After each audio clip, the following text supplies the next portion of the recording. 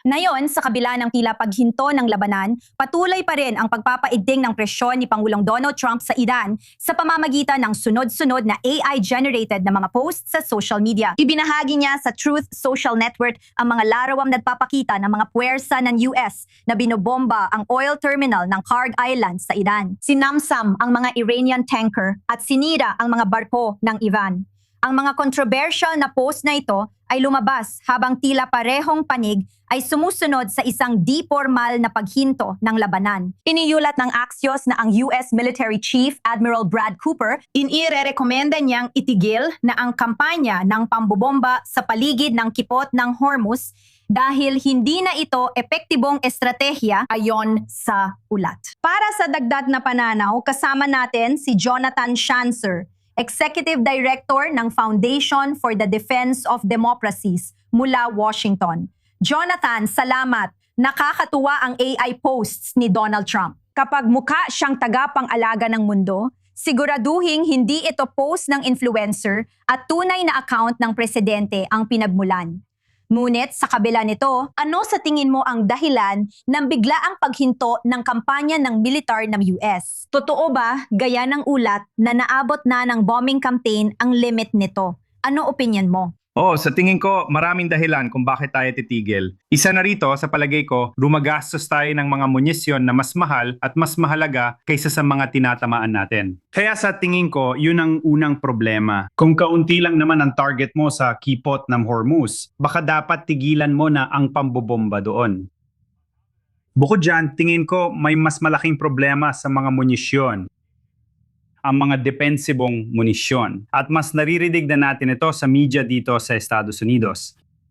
Mayroon tayong mga bala at pampasabog na nauubos. Pinag-uusapan natin ang anti-ballistic THAAD na sistema kasama pati ang ilang short-range defensive interceptor.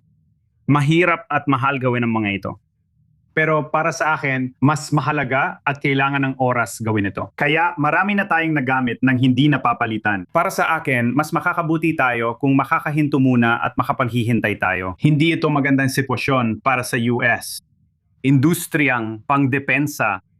Ngunit heto tayo ngayon at sa palagay ko, patuloy pa rin itong hamon. Huling gusto kong sabihin tungkol sa kipot, hindi pa rin natin na ilalabas ang inaasahang dami ng langis. Kaya tuwing may pansamantalang panhinto sa labanan at may tsansang magpalabas ng mas maraming barko na may dalang langis. Bababa ang presyo ng langis, kaya mababawasan ang pressure kay Pangulong Donald Trump habang hinaharap niya ang ilang pagsubok bago ang midterm elections. Sa tingin ko, maraming bagay na makakatulong dito. Pero sa tingin ko, ang pinaka-basic ay kung hindi mo naman kailangang tamaan ng isang bagay dahil hindi naman ito ganun kahalaga, siguro itigil mo na lang ang pagpapaputok. Paano naman ang PicX Mountain, Jonathan? Hindi pa yon tina-target.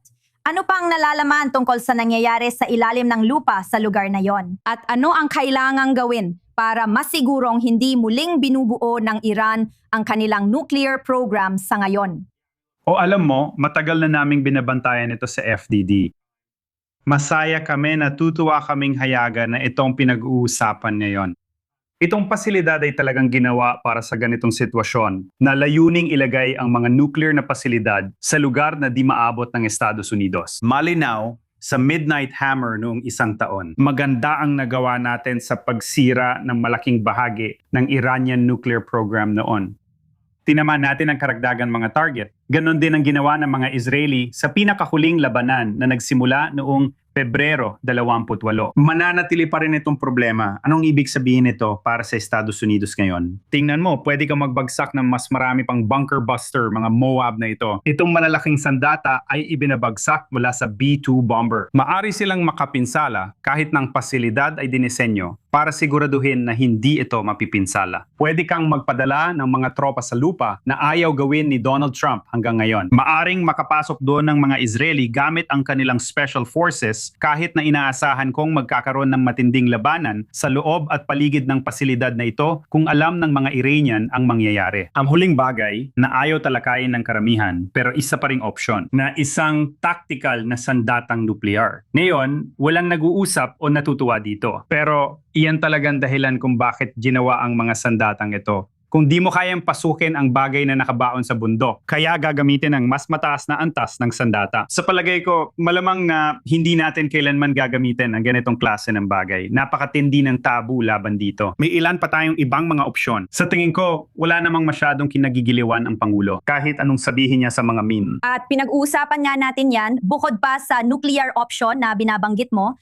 kapag sinabi mong boots on the ground, malinaw na ang Cog Island ay napasama sa AI animation ng Pangulo ng US na tila nagpapahiwatig ng ilang galaw, marahil. Sa totoo, kailangan ng boots on the ground para makuha ang COG, pero malamang hindi ito suportado ng publiko sa US na yon. Ipaliwanag mo sa amin ang posibilidad at mga panganib na yon mula sa pananaw ng mga Amerikano. O ibig ko sabihin, tingnan mo sa palagay ko, ang boots on the ground ang pinakamalaki. At syempre, si Donald Trump ang siyang nangampanya noong 2016 tungkol sa pangangailangang huwag sumabak sa mga walang kwentang digmaan, mga hangal na digmaan, mahahabang digmaan, walang katapusang digmaan, kahit anong gusto mong itawag doon. Kaya sa tingin ko, patuloy pa rin itong tumatalab, lalo na sa bahagi ng MAGA base, ang Republican base dito. Sa tingin ko, anumang digmaan na pasukin ng Pangulo ay agad tatanggihan ng Demokratikong Partido.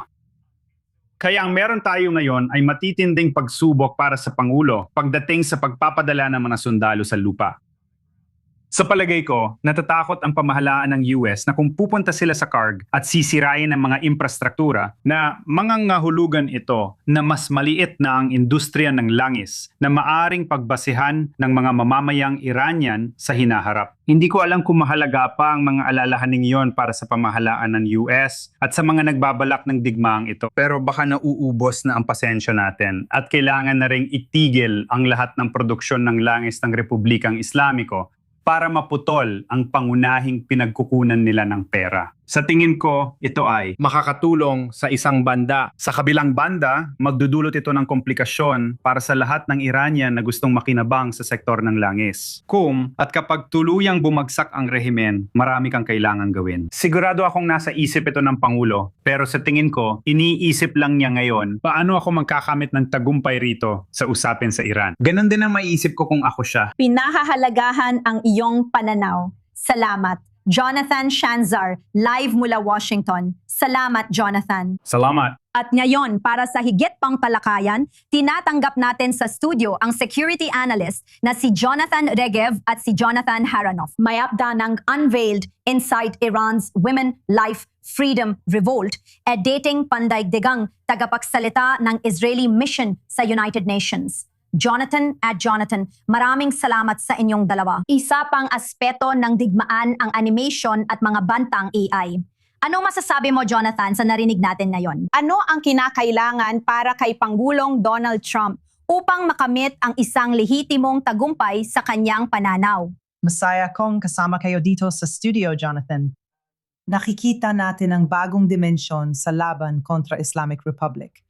Dati, mahusay gamitin ng Islamic Republic ang AI. Ginagamit ang mga kanluraning anyo ng cartoons tulad ng Lego para siraan ang Estados Unidos, Israel. Ipinapakita silang parang mga demonyo. At nakikita natin si Pangulong Trump na parang ginagamit ang sarili niyang media machine para subukang manlaban.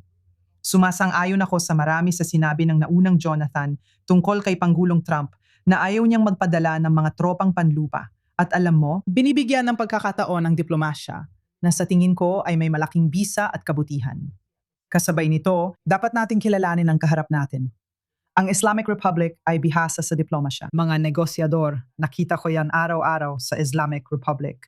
Nakikita rin natin na yon na sila ay bihasang mag-atas sa iba, kahit na sila mismo ay hindi nagpapakawala ng mga misil sa kanilang, mga lugar sa Gulpo. Ipinapasa nila sa kanilang mga proxy ang paggawa nito habang kaya rin nilang umatras ng kaunti. Kaya sa tingin ko, maraming nangyayari ngayon at mahusay na naipaliwanag ni Jonathan kanina.